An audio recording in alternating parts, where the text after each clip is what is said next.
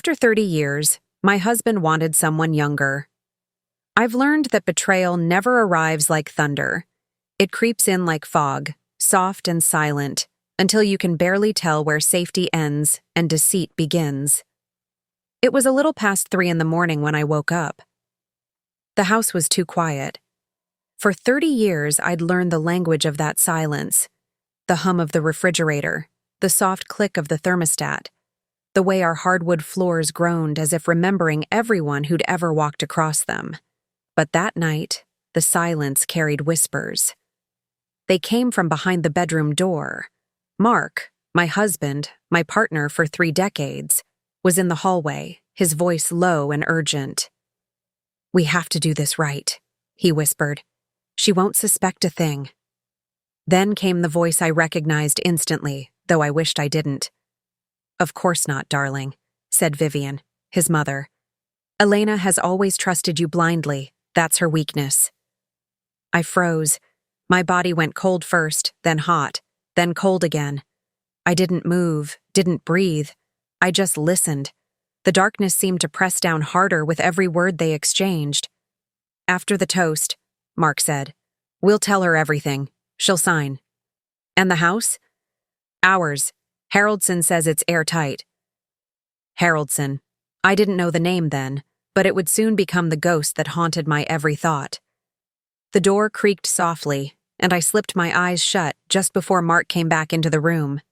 He slid under the covers, stiff and restless. I pretended to sleep, but my mind was already racing toward the unthinkable. After 30 years of shared meals, laughter, struggles, love, what could my husband possibly be planning behind my back? The next morning, I found Mark humming while shaving. Humming. He hadn't done that since our honeymoon, back when we still believed that love could outlast disappointment. I stood in the doorway, quietly watching him through the mirror. The light from the bathroom window cut across his face, soft and deliberate, highlighting the small silver streaks now threading through his once dark hair. He looked older, yes, but not fragile. More calculated. "Morning," I said softly. He glanced at me and smiled, but it wasn't the kind of smile I'd grown to trust over 30 years. It was too polished, too bright. The kind of smile you wear when you've practiced it in the car mirror before walking through the door. "Elle," he said, that nickname again, the one he only used when he wanted something. "How about we pick the restaurant for our anniversary dinner today? I want it to be perfect this year." Perfect. That word rang in my head like an echo in an empty cathedral. In 30 years of marriage, Mark Prescott had never once described anything I planned as perfect. Not the dinner parties I hosted, not the vacations I arranged down to the last itinerary detail, not even the evenings when I'd put on my best dress and spent hours cooking his favorite meals. Meals he would later critique like an art critic dissecting brushstrokes. Mark was a collector, not of stamps, not of art, not even of memories, but of flaws. Small imperfections he could file away to use later, little tokens that reminded him he was always the one in control. Still, I smiled back, pretending not to notice the sudden warmth in his tone. "Sure," I said, careful to keep my voice light. "You're in a good mood today." "Just thinking about us," he said, rinsing the razor under the tap. "It's a milestone year. 30 years, can you believe that?" He leaned toward the mirror, patting his face dry with slow, deliberate strokes, and for a brief moment I could see the reflection of the man I had once fallen in love with. Confident, handsome, a man who could walk into a room and make everyone believe he had all the answers. But that man had long ago learned the art of weaponizing charm. He walked out of the bathroom with that same easy stride he'd had when we first met at the university. Head high, shoulders back, the world orbiting conveniently around him. His cologne followed, a rich, woody scent that wasn't the one I'd bought him for Christmas. I noticed.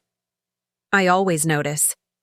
He left soon after, his laptop bag slung over one shoulder, and as the door closed behind him, a quiet unease settled over me.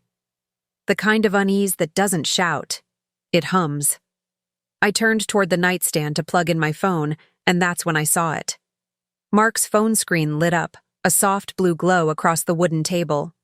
I wasn't even trying to snoop. It was just there. A reminder flashed briefly across the screen. 11 a.m. Call SS. Just a single letter, yet it sat on the screen like an open secret. I stared at it longer than I should have, my mind turning the letter over like a coin. S. Who was S? A client? A colleague? A friend? Or maybe something far more personal? For a moment, I almost laughed at myself. Don't be paranoid, Elena, I thought. You've been married to the man for 30 years.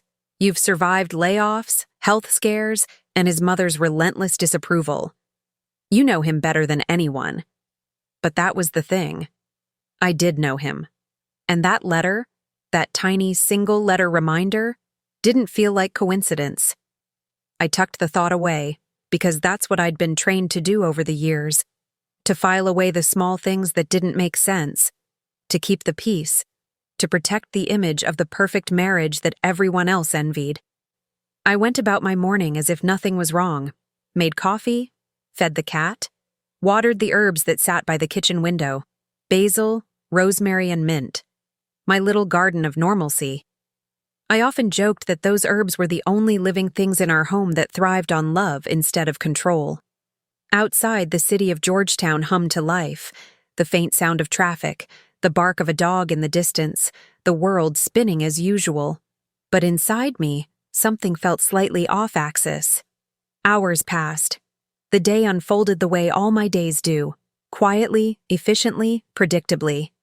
I sent work emails, took client calls, and pretended that everything in my life was exactly as it had been for the past 3 decades. At 11 a.m., I thought about that reminder. Call S. I wondered if he remembered. I wondered who picked up. By evening, when the clock hit 6, I'd almost convinced myself it didn't matter. That I was simply overthinking. That perhaps S was just a contractor, a vendor, someone he'd forgotten to mention. But then the front door opened, and Mark's voice echoed through the hall, smooth and unnaturally cheerful. "Elle," he called out, "you won't believe the day I've had." He appeared in the kitchen doorway holding a bouquet of roses. Deep red, perfect, dramatic. The kind of roses people buy when they want to look like the hero in a story. "For you," he said, placing them in my hands and kissed my forehead. His lips were warm, but his eyes, those sharp, calculating hazel eyes, were cold as marble. "How was your day?" I asked, pretending to admire the flowers. "Busy," he said. "Meetings all day, calls, strategy sessions, you know how it is." He poured himself a drink, whiskey, 2 fingers, and loosened his tie, walking to the window with the ease of a man perfectly at home. Then, as if on cue, he added, "Oh, and I might need to fly out to Seattle soon. Maybe next week." Seattle. The same city attached to that mysterious S. I felt my pulse pick up, but I hid it behind a smile. "That sounds exciting," I said. "Is it a big client?" He hesitated for the briefest moment. "Yeah, something like that. Just a consultation." His voice cracked slightly on the last word. Most people wouldn't have caught it. But I did. Because after 30 years, I could read his pauses like Braille. Later that night, while we sat on the couch watching a rerun of an old detective show, I noticed him glance at his phone every few minutes, like he was waiting for something. A message that never came. Or one he didn't dare read in front of me. When he finally went upstairs, I stared at the darkened screen left on the coffee table, debating whether to pick it up. But I didn't. I wasn't ready. Not yet. I needed to be sure. At midnight, he slept soundly beside me, the faint smell of that new cologne still clinging to his shirt. I lay awake, staring at the ceiling, tracing the cracks in the plaster that looked like branching veins. Funny how you can share a bed, a house, a lifetime, and still feel utterly alone. By the time dawn crept through the blinds, I'd made myself a promise. I would stop pretending not to see what was happening. But before the truth would fully reveal itself, there would be more signs. Subtle, insidious. The kind of signs you only recognize once the damage is done. Because lies don't walk into a marriage wearing boots. They tiptoe in, humming an old tune, carrying a bouquet of perfect roses. And that's exactly what Mark Prescott did. 2 days later, the doorbell rang. I wasn't expecting anyone. When I opened the door, a cold breeze followed her in, along with a cloud of expensive perfume and the rustle of a powder blue coat that looked like it had never seen a wrinkle in its life. Celeste Prescott stood there smiling. My mother-in-law had always been a woman who didn't have to raise her voice to dominate a room. Her presence did it for her, her posture, her perfume, her pearls. Everything about her whispered authority and silent judgment. "Elena, dear," she said, her voice stretched tight with false sweetness. "How are you, my love?" I hated that she called me my love. There was nothing loving about the way she said it. It sounded like a diagnosis. "I'm fine, Celeste," I said. "You should have called before coming." She waved a perfectly manicured hand, dismissing the idea. "Oh, nonsense. I was just in the neighborhood, and besides, it's been too long." It hadn't been that long. She had called me exactly 1 week earlier, to remind me that women shouldn't let themselves go after 50. Still, I stepped aside. "Come in." The faint click of her heels echoed through the hallway as she entered, her eyes sweeping over the living room like a museum curator evaluating an exhibit. "Such a lovely home," she said, gliding toward the window. "You've kept it so neat. Darren's lucky to have such a devoted wife." There it was, that tone, a compliment wrapped in poison. "Would you like some tea?" I asked. "Green, if you have it." Of course she'd prefer green. She always did. She said it was the choice of women who take care of themselves. I went to the kitchen, and as the kettle boiled, I heard her hum softly, a melody I didn't recognize. When I returned, she was sitting cross-legged on the sofa, examining the framed photo of our wedding day. 30 years, she said, as if she'd just remembered. Quite the milestone. Not many couples make it that far anymore. I sat opposite her. "That's true." She smiled faintly.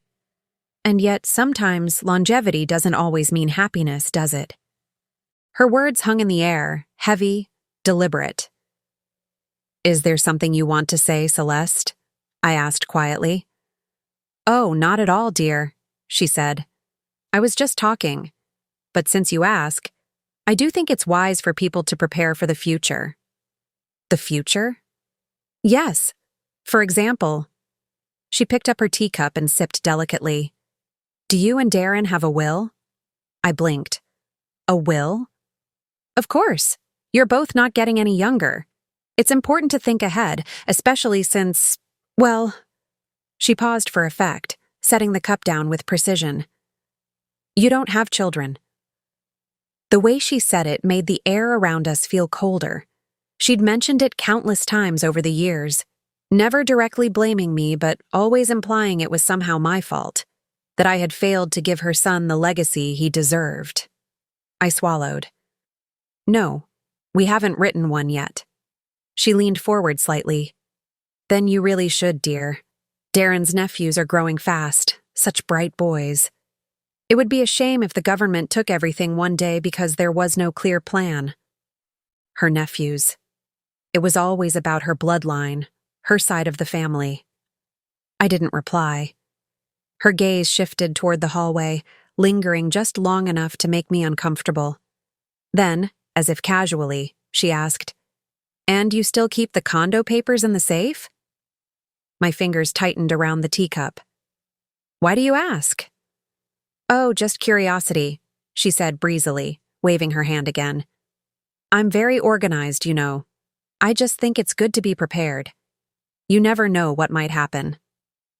I studied her face, that polished mask she wore so well. But beneath it, I could see something sharper. Purpose. Calculation. Celeste Prescott didn't make random visits. She didn't ask random questions. This was deliberate. When she finally stood up to leave, she gave me a smile that didn't reach her eyes. "You'll love what Darren's planning for your anniversary. He told me everything." My heart skipped. "He did?" She nodded. "It's going to be unforgettable." The way she said that word made my stomach twist. After she left, I walked to the window and watched her car pull out of the driveway. My reflection in the glass looked unfamiliar, cautious, smaller somehow. Unforgettable. That word echoed in my mind long after she was gone. That night, after Mark fell asleep, I sat up in the dark for a long time. The rhythmic sound of his breathing filled the room, steady, deep, controlled. But even in sleep, there was a kind of tension in him, like a man holding secrets in his chest and afraid to let them slip, even in dreams. The light from the city filtered faintly through the curtains, washing the room in thin silver lines. I sat there, staring at his silhouette, my pulse loud in my ears. Part of me didn't want to know the truth, because once you know, you can't unknow it. But the other part, the one that had been quietly gathering dust and disappointment for 30 years, needed answers. When I finally moved, it was with deliberate calm. I slid my feet from under the sheets and touched the floor, cold hard wood against warm skin. Every creak of the house sounded amplified, like the walls themselves were holding their breath with me. Mark's laptop sat on the writing desk across the room, closed, silent, innocent-looking. But I knew better. It wasn't just a computer. It was a vault, holding everything he'd never said out loud. I opened it. The screen blinked to life, flooding the room with soft blue light. For a moment, I froze, listening, making sure he was still asleep. His breathing didn't change. I typed in his usual password, his birthday. Incorrect. Then mine. Incorrect. Then our wedding date, the one etched inside both our rings. Still nothing. My palms were damp, my fingers trembling slightly. For as long as I'd known him, Mark was a creature of habit. Predictable, consistent. But lately, everything about him felt rewritten. I tried one more, his mother's birthday. He worshipped her like an altar. If he'd changed the password, maybe it was to something that honored her. No. The laptop rejected me again. That sound, that dull click of denial, echoed through the silence. Then I remembered something from years ago. One of those half-serious late-night conversations we'd had back when laughter between us still came easy. He'd been setting up a new account, typing quickly, and I'd teased, "You're terrible at passwords. Anyone could guess that." He'd chuckled and said, "Then I'll reverse them. No one ever thinks backward." The memory flashed like a match in a dark room. I took a deep breath, my heart hammering, and typed our wedding date backward. 081995 599180. Click. The laptop unlocked. The screen lit up with his desktop, neat and sterile, like everything about him. No messy folders, no photos, just order, precision, control. I hovered over the browser icon. My fingers shook slightly as I clicked. The history opened, and with it, my world cracked. How to protect assets before divorce. Ways to keep marital property during separation. Spousal waivers. How to make them sign. Divorce announcement ideas at celebration. I scrolled down, my breath coming shorter with each title. They weren't random searches. They were steps, one after another, in a calculated sequence. All of them dated within the last 2 weeks. Every word deliberate. Every sentence a confession he'd never spoken. He'd been planning this. For months, maybe longer. My fingers hovered over the trackpad as if it might burn me. But curiosity, or maybe instinct, made me keep going. Emails, documents, private folders. And then I saw it. An unsent draft, After the toast, we'll handle the paperwork. Hayes said she'll have to sign if it's public. No risk. I reread it 3 times, my eyes blurring with tears and fury. Hayes. A lawyer, maybe. Or a co-conspirator. Whoever he was part of this plan. A plan to corner me in front of everyone we knew and force my hand. Public humiliation as a strategy. Mark always liked his lessons to be theatrical. The image flashed in my mind. A room full of guests, clinking glasses, toasts of, to 30 years. And then him, standing tall, taking the microphone, announcing that our marriage was over. And then, the papers. The waiver. The trap. My chest tightened until I could barely breathe. He wasn't just ending our marriage, he was preparing to erase me. I sat there, staring at the glow of the screen, feeling the heat of betrayal creep up my spine. My throat ached, but I didn't cry. Not yet. I just whispered, "You planned it all, didn't you?" The room didn't answer. Only the quiet hum of the laptop fan filled the space, mechanical, cold, detached. I looked around the room, our room, the one my parents had helped furnish when we bought this condo. Their gift to us, their love made solid, standing on hardwood floors and framed family photos. This home was the only part of my life that felt truly mine. And now, he was planning to take it, along with my dignity. My fingers brushed against the trackpad again, and the screensaver flickered. A slideshow of our old photos, smiling vacations, family dinners, anniversaries. Frozen moments of a marriage that was already dead when the pictures were taken. I closed the laptop quietly and sat there in the dark, staring at nothing. The sound of his steady breathing filled the room again, like a cruel reminder that he slept peacefully while my world was collapsing 2 feet away. 30 years. 30 years of loyalty, patience, forgiveness, all wasted. I'd built him a life. I'd protected his secrets. I'd loved him when it was hard. And this was how it was going to end? A public execution disguised as a celebration? No, not like this. If Mark Prescott wanted to play this game in public, then I would let him, but not as his victim. That night, as the city slept, I decided something quietly and irrevocably. I would not be humiliated. I would not lose my home. And by the time he realized it, it would already be too late. Morning came too quickly. I hadn't slept. The hours had bled together. The faint hum of the refrigerator, the occasional car passing outside, the relentless replay of every word, every betrayal I'd read on that screen. Mark's alarm buzzed at 6:30 sharp, just like it had for 3 decades. He reached out groggily, silencing it with a tap, and then turned toward me. "Morning," he said, voice still rough with sleep. "You were up early?" I nodded, forcing a small smile. "Couldn't sleep?" He didn't notice the shadows under my eyes. He never did. "Don't overthink things, Elle," he said, stretching. "You do that too much. Maybe we'll go away next month, somewhere quiet." Quiet. The word stung, not because of its promise, but because I finally realized what it had always meant when he said it. Quiet wasn't peace. Quiet was control. It meant don't ask questions. He got up, humming again, the same false tune from the day before, and went to shower. I watched him walk away, the morning light catching his reflection in the mirror. It struck me how familiar, yet foreign, that man had become. The same shoulders I'd leaned on through storms, now belonging to someone plotting my downfall. When he left for work, he kissed my forehead, like always. His lips were warm. His heart was ice.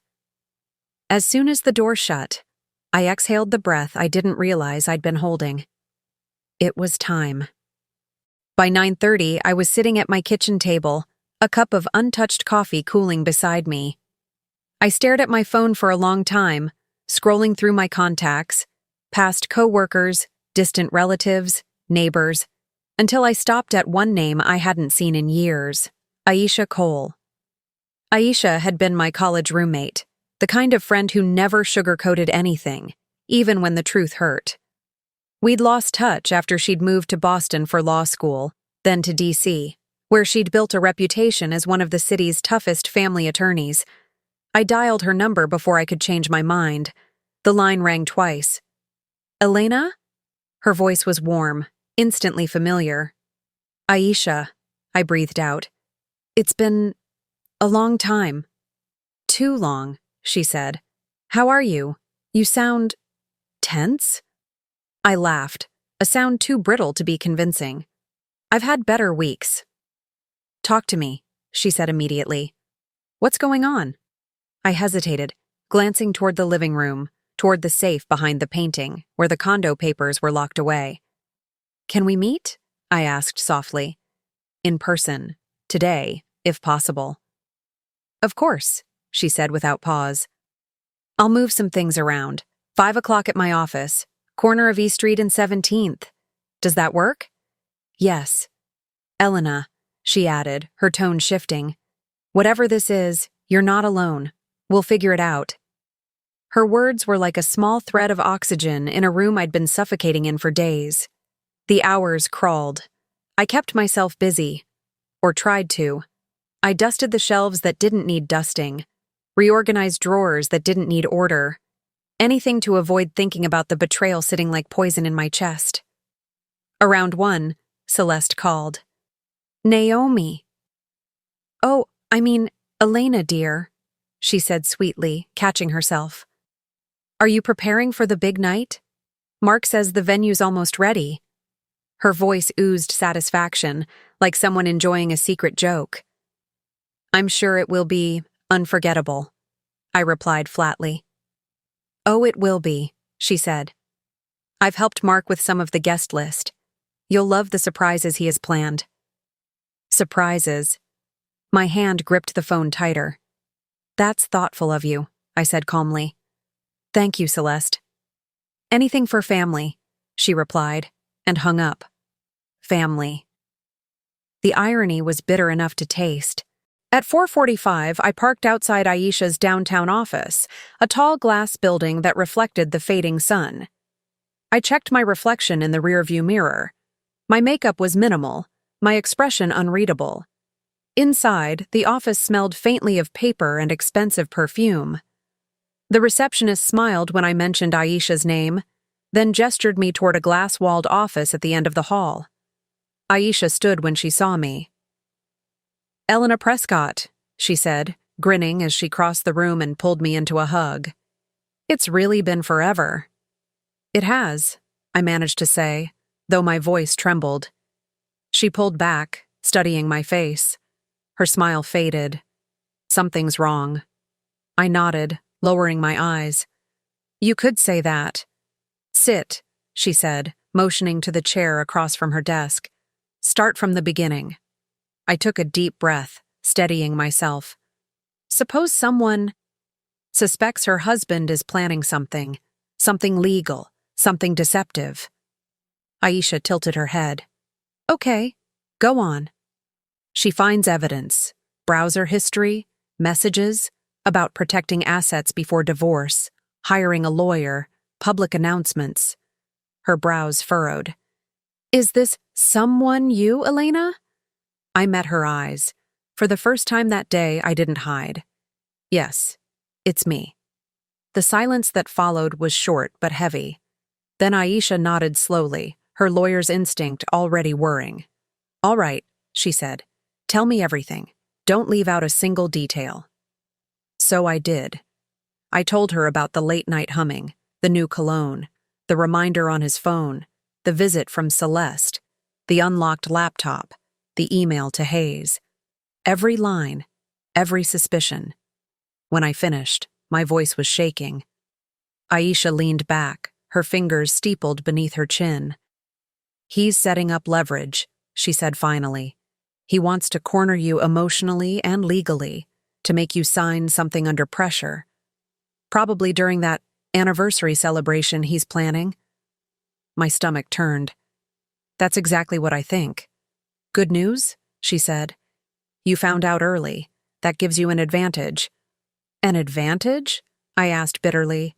He's planning to humiliate me. Aisha's expression hardened. Then we make sure he humiliates himself instead. Her words were calm, precise, surgical. You said the condo was a gift from your parents? She asked. Yes. They transferred it to me before Mark's name was ever added. It was a wedding gift. Aisha smiled faintly. Then you're in better shape than you realize. If the title originated solely in your name, it's legally classified as a premarital asset. He can't touch it unless he can prove he significantly invested in its improvement, which I'm guessing he didn't. I shook my head. Not a penny. I paid for every renovation myself. Then relax, she said, jotting notes. We'll document that.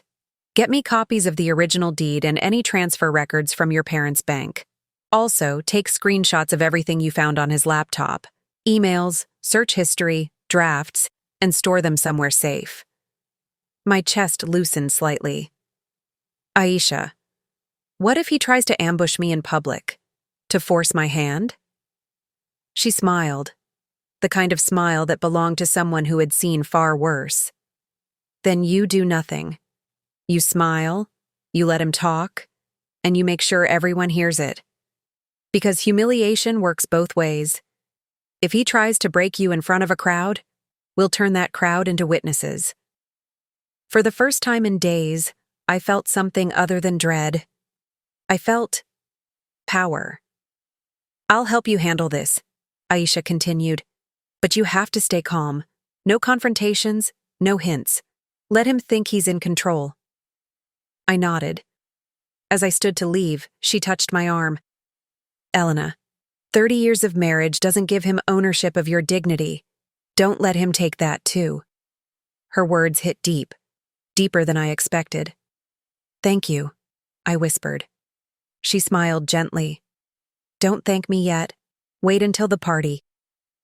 I drove home through the golden dusk, the streets bathed in a warm, deceptive calm.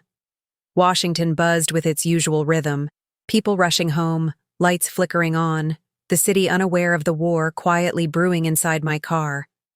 By the time I pulled into the driveway, the sun had slipped below the horizon, leaving behind a crimson sky. Mark's car was already there. The sight of it sent a familiar chill through me. The realization that the man inside had no idea his plans were already unraveling. As I stepped through the front door, his voice called out from the kitchen, cheerful, oblivious. Elle, you won't believe it. I found the perfect venue for our big night. I forced a smile as I walked toward him, every step measured. Oh, really? I said softly. I can't wait to see what you've planned. And I meant it, because by the time his perfect night arrived, it wouldn't just be his performance anymore. It would be mine, too. The following week felt like living in a slow-motion nightmare, a strange play where every actor knew their lines except me. Mark woke earlier than usual, humming through his morning routine, whistling in the shower. He wore cologne again, that same unfamiliar scent, sharp and foreign, the kind that doesn't belong to a man trying to remember his wife's favorite perfume, but to one trying to impress someone new. He called me Elle more often, too. The nickname that had once been tender now sounded like a charm he used to mask deceit. Every night, he came home with fresh energy, checking things off imaginary lists, making mysterious calls from the study. I would hear fragments of conversation. Guests confirmed, venue deposit paid, make sure the setup is elegant, not sentimental. Elegant, not sentimental. Even his vocabulary had changed. On Wednesday night, as we sat at dinner, he looked up from his plate and smiled. You'll love what I have planned for our anniversary. Oh? I said, stirring my soup slowly. He nodded, eyes bright. I've outdone myself this time. Everyone will be there. Colleagues, friends, even Mom's coming. I want people to see us, Elle. To see what we've built. I kept my expression neutral. That's sweet of you. He reached across the table, touching my hand. His palm was warm. His smile was convincing. If I hadn't seen the truth glowing from his laptop screen, I might have believed him, but I'd seen it. Every word, every calculation. Behind the charm, he wasn't planning a celebration. He was planning a spectacle. Over the next few days, his mother called me twice, each time with her usual sugary poison. "Elena, dear," she said, her voice sweet as syrup. "Do wear something graceful. The color blue suits you best. It'll photograph well." Photograph. She meant for it to be public, documented, a story to tell. "I'll keep that in mind," I said. "And maybe a lighter hairstyle," she added. "Nothing too severe. You don't want to look rigid next to Mark." "Rigid," I repeated. "No, of course not." When I hung up, I laughed, not out of humor, but disbelief. They were planning my humiliation down to the hairstyle. By Friday, the invitations had gone out. I saw one lying open on the kitchen counter, addressed to a couple from Mark's firm. "Join us for a silver celebration, 30 years of love. Mark Elena Prescott." The embossed lettering gleamed gold under the light, the words elegant and deceptive. 30 years of love. What an exquisite lie. Saturday morning, I met Aisha again. She had prepared the documents, copies of my parents' original deed, proof of the transfer before my marriage, notarized and sealed. When I walked into her office, she smiled. "You look calm." "I am," I said. "Calm enough to play my part." "Good," she replied. "Because people like your husband thrive on surprise. If you stay composed, you take away his weapon." I nodded, sliding the folder into my bag. "And if he pulls out the papers?" "Let him," she said. "Smile. Don't sign a thing. Every witness there will hear his confession before you even say a word. Then you'll have proof. Not just legal, but moral." Her eyes met mine. "You're not going to war, Elena. You're walking into a stage he built for himself. You just need to stand still long enough for the curtain to fall on him."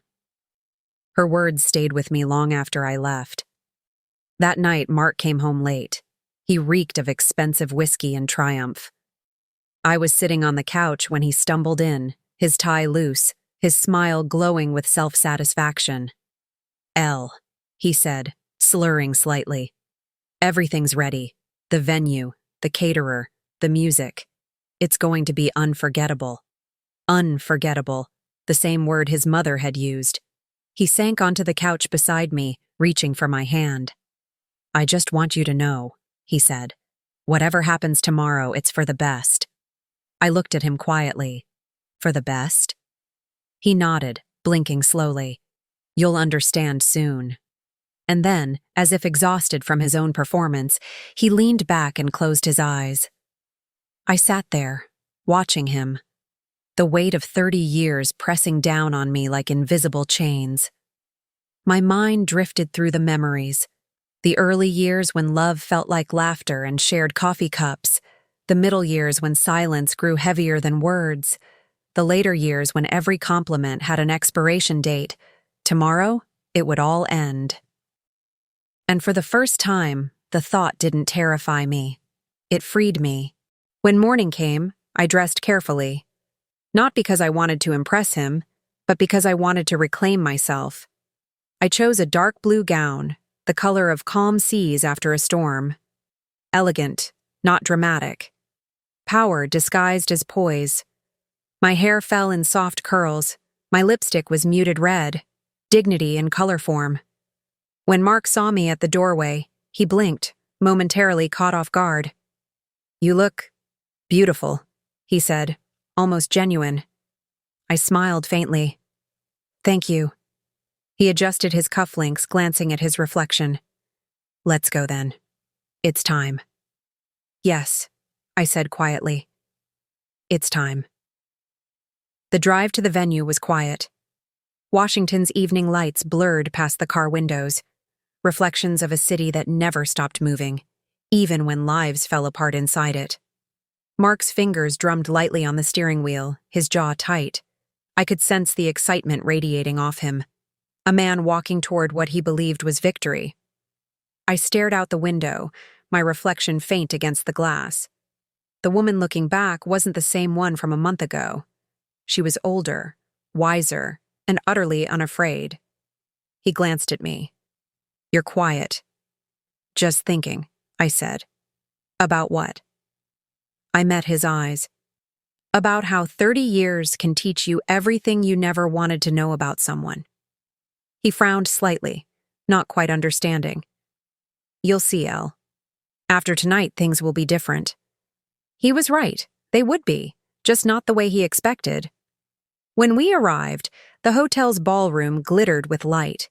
Dozens of guests mingled in elegant attire, champagne glasses in hand. The air buzzed with polite laughter and background music. Mark straightened his jacket, his confidence blooming as he stepped into the room like a host arriving at his own coronation. "Elena!" a colleague's wife called, waving. "You look radiant." I smiled. "Thank you. It's been quite a journey." Mark clinked his glass, greeting guests, shaking hands, posing for pictures. I stood beside him, smiling, nodding, playing my role perfectly, the devoted wife, the patient woman, the unsuspecting fool. But behind that smile, a storm waited. Calm, measured, and precise. I caught sight of Celeste near the buffet, radiant in a silver gown, beaming like a queen watching her son's triumph. She raised her glass to me, her expression smug. I raised mine back, just as politely. Across the room, I noticed a man in a dark gray suit sitting alone, observing the crowd. Hayes, no doubt. The lawyer. His briefcase rested beside his chair. Everything was in place. The stage was set. Mark's voice rose above the chatter. "Ladies and gentlemen," he said, tapping his glass, "if I could have your attention." The music faded, conversations quieted. He smiled, that dazzling, confident smile that had fooled so many people for so long. 30 years, he began, his voice smooth, charismatic. 30 years beside a woman who has been part of every success, every challenge, every joy in my life. Tonight, I wanted to honor that, and to be honest about what comes next. I felt the room still around us. Here it was, the beginning of the end. He looked at me with rehearsed affection, then turned to the crowd. Sometimes life gives us chapters we don't expect, and sometimes the bravest thing we can do is close one and begin another. A murmur rippled through the guests. Celeste's lips curved in satisfaction. I stood perfectly still, my heartbeat calm. Mark continued, his tone soft but deliberate. "Elena, you've been a part of my life for 3 decades, and I will always respect that. But I believe, no, I know, it's time for both of us to move forward, separately." A gasp broke somewhere in the crowd. I didn't move. He smiled faintly, lifting the microphone closer. "So tonight, in front of everyone we care about, I want to say this openly. I'm filing for divorce." You could have heard a pin drop. The clinking of glasses stopped. Conversations died mid-sentence. The low hum of background music faded as though the sound system itself was embarrassed. Mark Prescott stood in the center of the ballroom beneath a chandelier that bathed him in gold light. He looked confident, radiant even, as if this moment had been rehearsed 1,000 times in front of a mirror. I, meanwhile, felt every eye in the room turn toward me. I could sense the heat of their curiosity pressing against my skin. Someone whispered my name. Someone else gasped. I didn't flinch. He continued, his voice perfectly measured. "Elena and I have shared 30 incredible years. We've built a life, a home, memories that I'll always cherish. But as many of you know, people change. Circumstances evolve.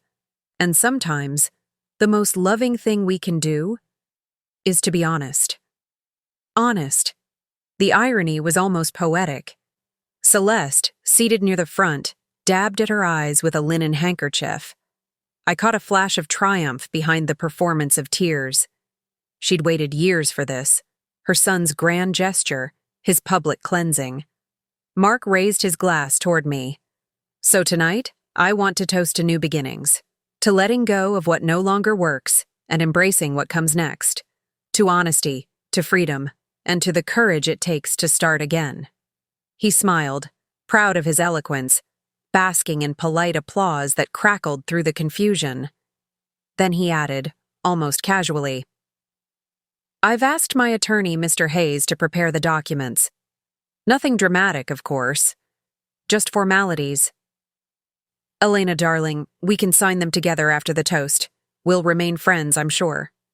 I saw the briefcase on the nearby table, black leather gleaming. Hayes sat behind it, expression blank. Mark turned toward me. "Elena, would you like to say a few words?" There it was, the invitation to my execution. I stood slowly.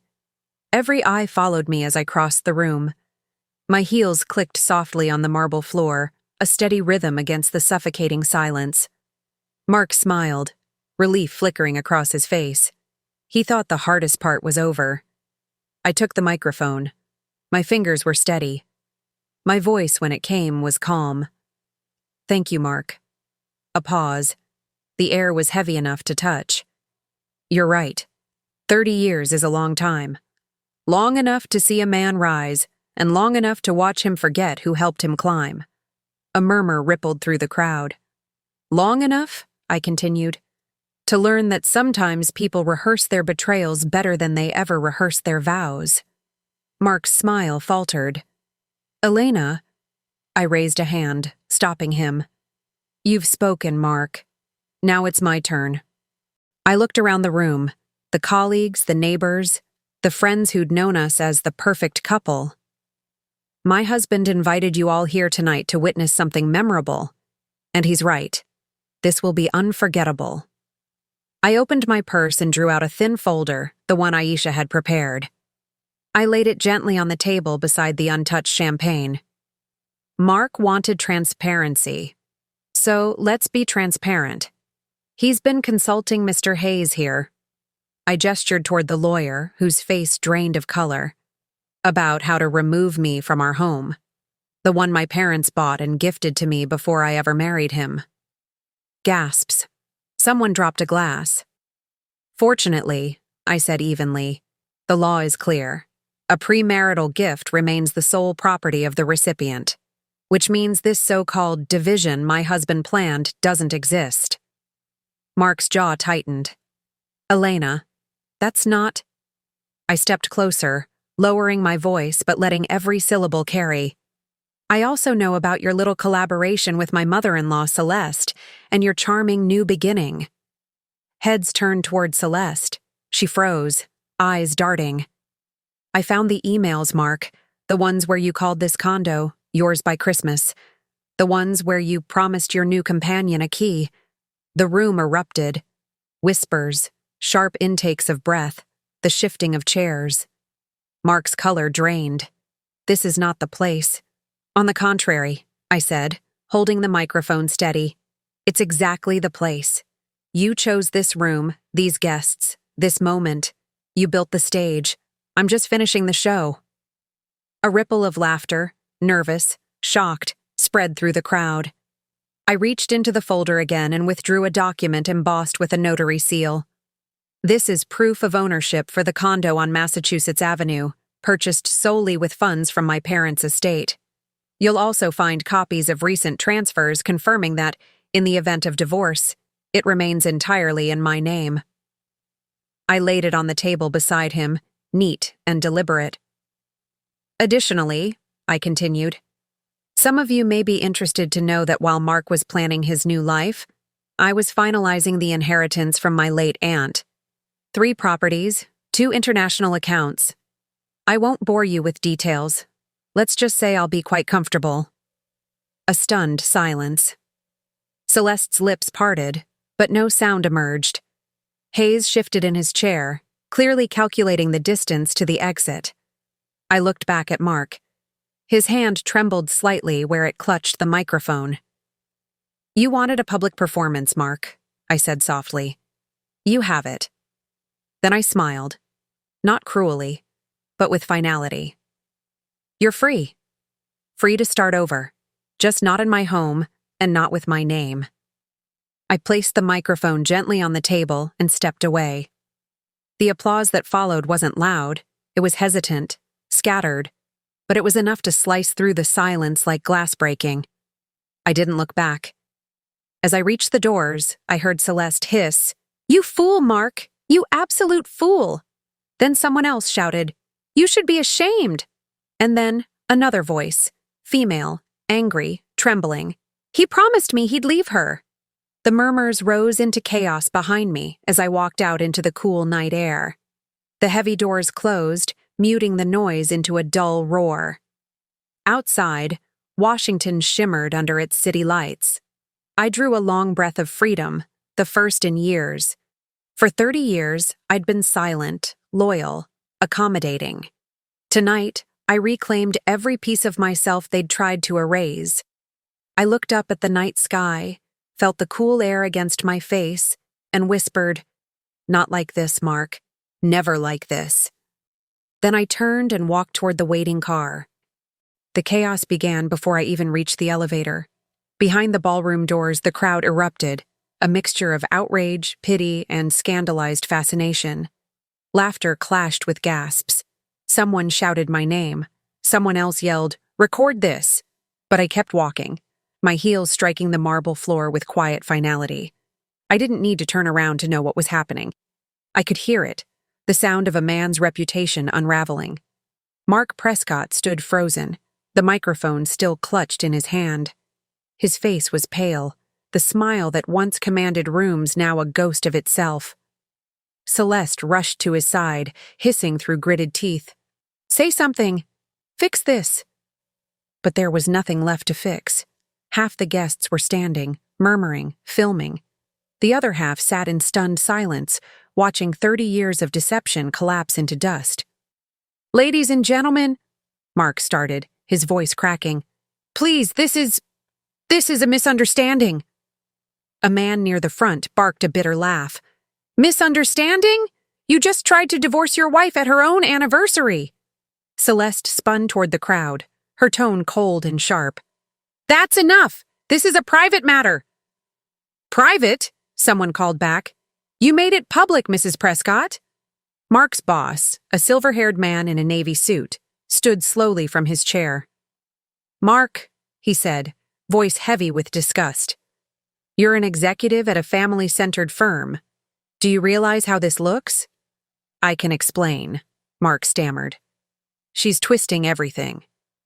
But his words drowned beneath the whispers, hundreds of them, multiplying like fire in dry grass. And then, the final spark came. From the far side of the room, a young woman stepped forward, blonde hair, high heels, trembling hands clutching a champagne flute. "Stop lying," she said, her voice quivering but clear. Every head turned. "Sierra?" Mark breathed. "Don't."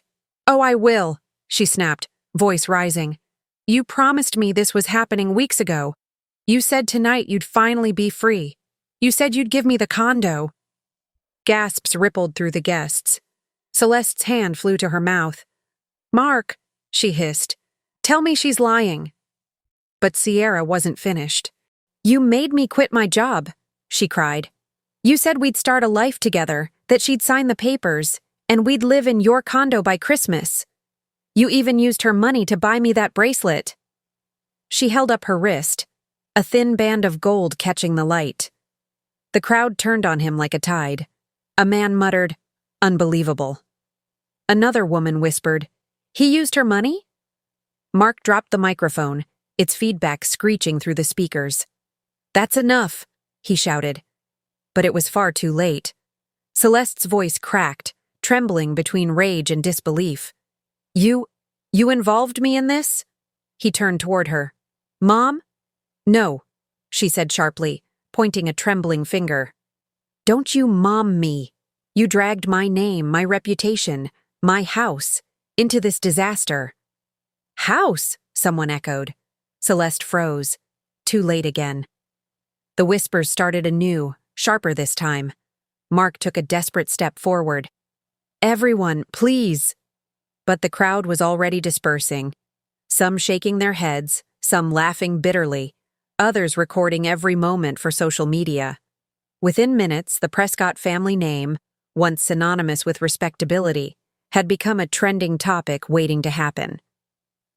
I waited in the car. The driver, a soft-spoken man in his 60s, glanced at me in the rearview mirror. "Big party, ma'am?" "Something like that," I said quietly. We sat in silence for a moment before he said, "You seem relieved." I smiled faintly.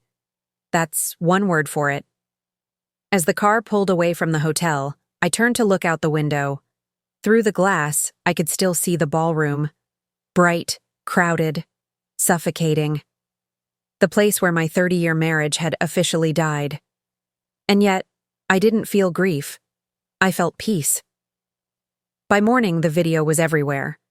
Someone had uploaded the entire exchange to social media with the caption, "Wife gets surprise divorce at anniversary, but turns tables like a queen."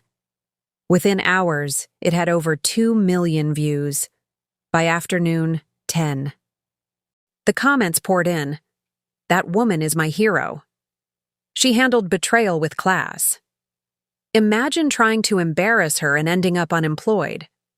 Because yes, Mark did end up unemployed. By Tuesday, his company released a statement. Effective immediately, Mark Prescott is no longer affiliated with the firm. His boss's message to him was short and brutal. "We build trust here, Mark. You've proven you don't even understand the word." As for Celeste, her so-called friends in the social circles of Washington stopped returning her calls.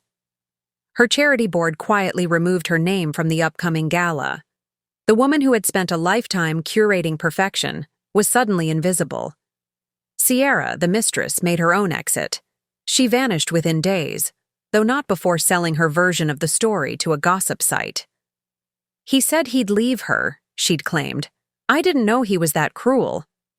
Mark tried to call me once. I didn't answer. He tried again the next day. Still nothing.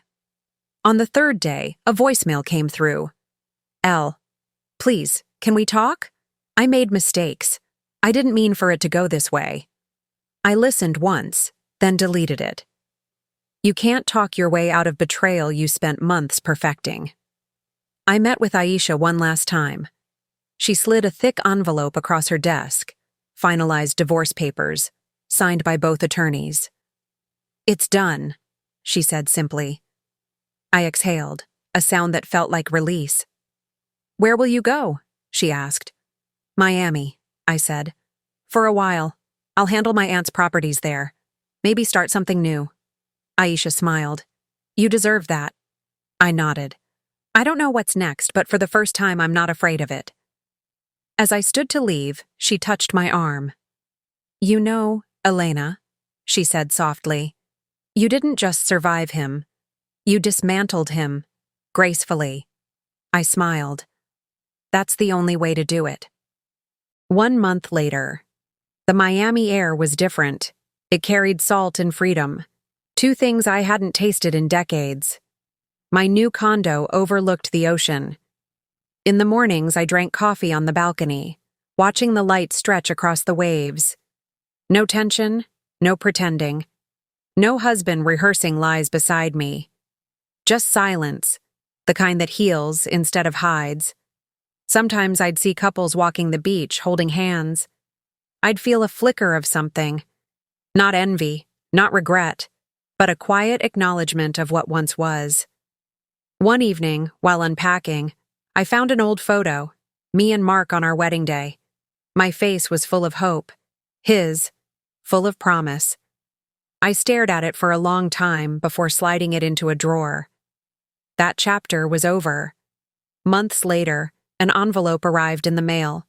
No return address, but I knew the handwriting instantly. Mark. Inside was a letter. "Elena, I don't expect forgiveness. I don't even expect you to read this. I just want you to know that I see it now. Everything I threw away, not just the marriage, but the person who stood beside me when I didn't deserve it. You were always stronger than me. I confused gentleness for weakness. I hope you're happy. Truly. Mark. I read it once, folded it neatly, and placed it in the same drawer as the photo. Not out of sentiment, but closure. That night, I stood on my balcony, the ocean stretching endlessly ahead. The air was warm, soft, forgiving. 30 years of love, deception, and endurance had finally distilled into something simple: freedom. And as the tide rolled in, I whispered to the wind, not with bitterness, but peace. After 30 years, I finally remember who I am. If you're listening to this story, remember, you don't need to scream to be heard. You just need to speak once, clearly, when it matters most. 30 years taught me that love built on lies collapses quietly, but self-respect rebuilds loudly. Did you enjoy my story? Where are you watching from tonight? Drop your city in the comments. I always love hearing where my community is tuning in from. If you'd like to support more stories like this, you can send a super thanks. It helps me keep bringing you real-life stories of courage, betrayal, and second chances. Thank you so much for your support. I'm Elena. And this was the night my silence ended.